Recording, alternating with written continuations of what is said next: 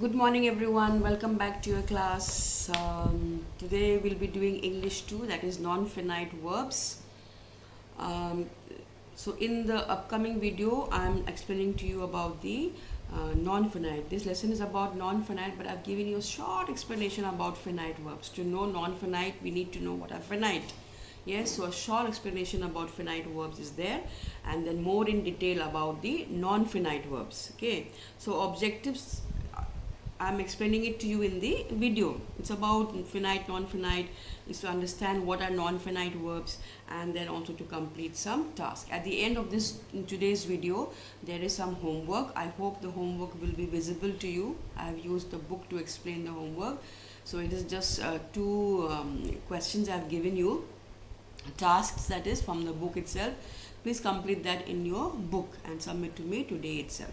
Okay, and that's it. I hope you understand. If you still have doubts, it's a difficult lesson, slightly difficult lesson, but not impossible to learn. You can understand it, but still if you have any doubts, let me know. Call me up whenever you want to. Okay, so please watch the video. So non-finite verbs. Today is 23rd. Learning outcomes: to learn about the kinds of nouns, finite, non-finite, to understand what infinitives, participles and gerunds are, to complete tasks based on non-finites. So this lesson is mostly about non-finite verbs. Nothing much is given about finite. Okay. So here begins the finite and non-finite. There are two kinds of verbs in English. Finite verb. First, to know non-finite, you must know what is finite, isn't it? So finite verb. What are finite verbs? Verbs limited by person, number and tense. Verbs limited by person, number and tense. I go to school to study. He goes to school to study. Here the verb is limited. Did you understand? What is the verb here? I'll explain to you the meaning of by limited by person, number and tense. I'm sure you remember subject verb agreement. Remember that? Subject verb agreement. You've done this in class 6, I think. The subject has to agree with the verb, then your sentence will be correct. Now here your subject is I, that is your person. Number, singular or plural, I is singular. And tense, this is your verb. Tense means verb, right? Tense means verb. This is your verb, this is your tense. Go can be went also, can be going, can be goes, can be gone. So anything it can be. So these kinds of verbs are called finite verbs. Go and goes, these two are verbs. What kind of verbs? Finite verbs, because they are limited by person. If it is I, it is go. If it is he, it is go. So this verb has to agree with the subject. This is your subject. This is your person and this is your subject, I and he. So these two have to agree with the subject. So if you're writing I, you have to write go. If you're writing he, you have to write goes. If you're writing she, you have to write goes. If you're writing they, then you have to write go. So these two have to agree. Okay? So that is why these are called finite verbs. They are limited. They cannot go anywhere. They are like slaves to the person. First person, second person, third person. Whatever person is here, they are like slaves. They are like servants. Okay, so that is the meaning of verbs limited by person, number and tense. Here the verb is limited. If I am saying, for example, if I am saying they, or let's say Raju and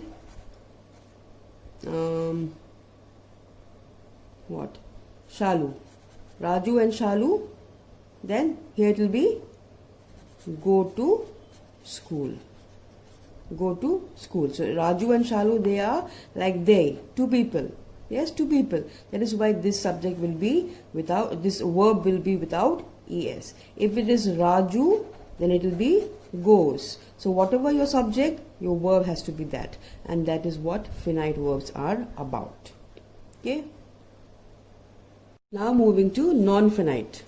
Non-finite are not limited. Non-finite are not limited by number, person and tense. There are three kinds of non-finite. Under non-finite, there are again three kinds: infinitives, gerunds, and participle. There are three kinds. I'll come back to this. First of all, example of non-finite. Let us see what is non-finite.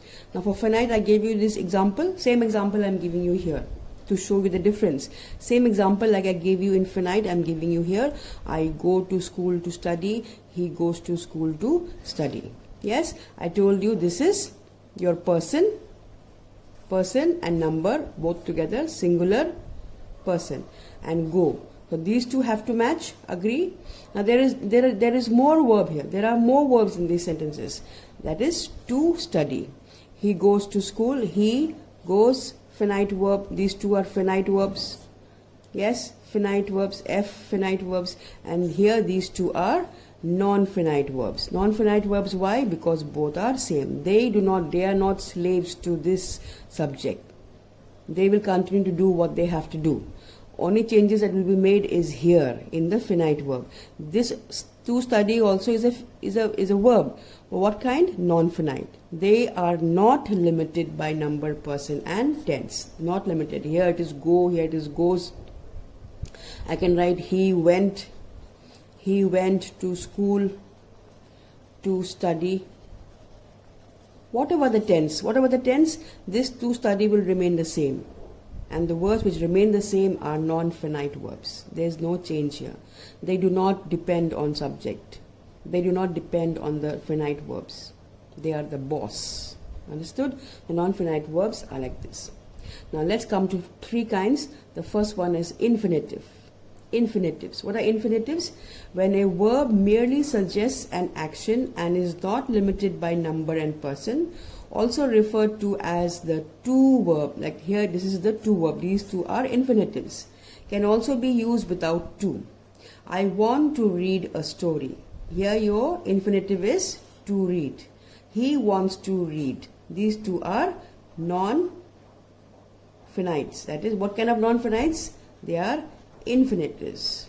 So under non-finites also we have kinds, three kinds, and this is the infinitive to, used with to. Here this is subject and this is your finite verb. They are changing. Here want, here wants. They are changing with the change in subject, but there is no change here, and because it is to read, that is why they are called infinitives. Infinitives have the word to read, to dance, to jump, to sing, to die, to live.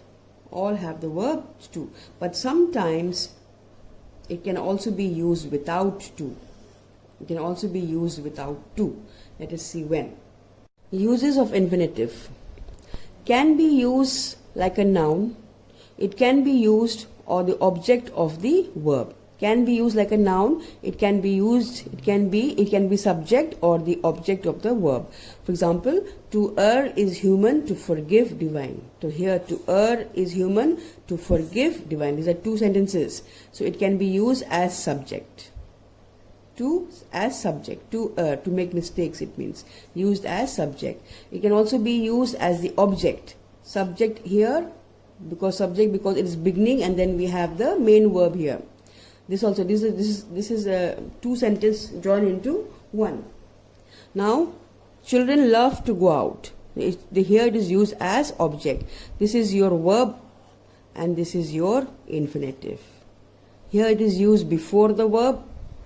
That is why it becomes subject. Here it is used after the verb. So this becomes object. As you know, object comes after the verb. It comes in the predicate section. Okay, so children love to go out. This is used after the verb. That is why it is object of the sentence. And here it is used before the object. That is why it is the subject. Now, can also be used as the object of a preposition. Can also be used as the object of a preposition. Now, in this sentence, I was about to leave. Your preposition is about. So, after about, we are having to leave. This is your infinitive. This is your infinitive. Used after the preposition. Your verb is here. This is your verb. This is your preposition. Used after the preposition. So it can also be used as the object of a preposition after the preposition. Now coming to the main thing, bare infinitives, that is without to. This is actually without to, using the word without to. Without to. Okay. When an infinitive is used without to, it is called a bare infinitive. Bare means naked, without. I go to school bare feet. Bare feet means without wearing shoes or chappals. Bare feet. That is what it is, bare. Bare infinitive means without to. Now, how and when is it used? With what is it used? Number A. There are many numbers. A. After the verbs shall, will, do, did, should, would, may, might, must, can, could. After these kinds of verbs, we do not use to. To is not used with these kind of verbs. We use the infinitive without to. Example, we can do the work easily. Here, can is here, here can. We can do the work. I cannot say we can to do the work. I cannot say that. I cannot say we can to do the work. Or Sunil may to go out. Can we say to go out? Sunil may to go out? No, we cannot use. So to is not used with these words. Shall, will, do, did, should, would, may, might, must, can, could. These are all called modal verbs. Modal verbs. So to cannot be used. So here this is called a bare infinitive. This is a bare infinitive. Bare infinitive. Without to. This is number A. Now number B. Also after words like this, let, make, did, dare, need, as well as see, hear, watch, know, feel. Even after these words, we do not use to. To is not used. To is not used. Example, let. Let me try this question. Not let me to try. Try is your verb. I cannot put to here. I cannot say let me to try. No. Let me try this question. Now next one is hear. I heard him cry with pain. Any form of hear. Okay. I heard him cry with pain. I cannot say I heard him to cry. Can I say, does it make sense? I heard him to cry? No. So it is a bare infinitive. This word try, cry, bare infinitive. You dare not touch my bag. The word dare. The word dare is here. You dare not touch. I cannot say you dare to not touch. I cannot put to. So you dare not touch my bag. So these are called bare infinitive. These words also are bare infinitives. Bare means without to. Using them without to. Next one. She dared to disobey. Now this is a note. Remember this. She dared to disobey the laws. Here I am putting to. She dared not disobey the laws. She dared to disobey the laws. She dared not disobey the laws. See, there's a difference. One is affirmative, positive. One is negative. Here not, this is a negative. Retain to in positive. Retain means to keep. Keep. Keep to in positive. There is no not, so this is a positive sentence. So retain, keep it here. She dared not disobey the laws. So in negative, because this is a not, in negative you need to drop it. Drop it means omit, remove, do not put. Remove. Drop it means do not put, remove or omit. Okay, in negative sentences you will not put to, but in affirmative or positive sentences you will put to. Dared to disobey, dared not disobey. Next one, number C. You will also not use to after had better, would rather, sooner than, rather than. With these kind of words you will not use to. Example, I would rather die than beg. I cannot say I would rather to die than beg. No, if your rather is there, then you will not put infinitive to. You had better return my book in time. So you had better. I would rather. See, rather, I would rather, would rather here, and had better, you had better return my books in time. So I cannot say you had better to return. I cannot put to here. I cannot put to. It will be wrong. It will be wrong. So without to. Again, these words are bare infinitives. Again, to is omitted after than and but. The child did nothing but cry. I cannot say but to cry. The child did nothing but cry. No to. Okay. I hope this is clear. I hope you understand this. Coming up is a homework. Okay. Brain twisters. Task B. Brain twisters, task B, page 57 on my book. Rewrite the following sentences using to plus infinitive. I'm giving task B for homework because I have just finished explaining that. Now, he goes for a walk in the morning. It is his regular habit. He goes for a walk in the morning. It is his regular habit. These are two sentences. You have to combine them into one using to plus infinitive. To plus infinitive means to eat, to dance, to sing, to walk, isn't it? So that you have to put in this sentence and combine these two sentences into one. So he goes for a walk in the morning. It is his regular habit. Now, how will you change this? You can start with this second sentence. You can write it is his regular habit. Then what? What does he go for? Walk. To go for a walk in the morning. It's very, very easy. You just need to understand it, listen to it carefully. It is his regular habit to go for a walk in the morning. Next one, Kriti. Let me take another one. Always help the needy. Never hesitate. Always help the needy. Never hesitate. Two sentences. Second sentence, bring it forward. Write second sentence first. Never hesitate. Then put your to. To do what? Never hesitate to do what? To always help the needy. I have put always in between the infinitive. It doesn't matter because we have the word always, so you need to put it back here.